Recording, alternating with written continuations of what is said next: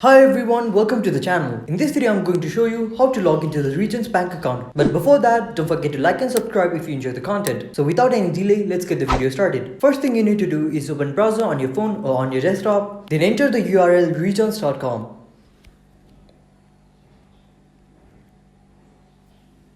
Once you do that, you'll be forwarded to the website and click on the online banking login button. After that, you'll get into this page where you'll need to enter some of your information. So enter your online ID that you use to log into your region's account.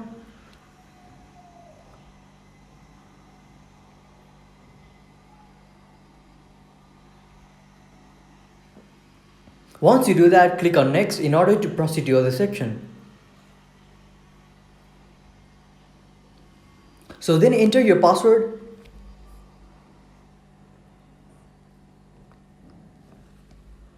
Once you fill in your information, click on login in order to log into your region's bank account. But if you have forgotten your online ID or password, click on forgot ID or password. So there you have it. That's how you log into your region's bank account. If you found this video helpful, don't forget to like and subscribe so that you won't miss any of our videos. Thank you for watching and see you in the next video.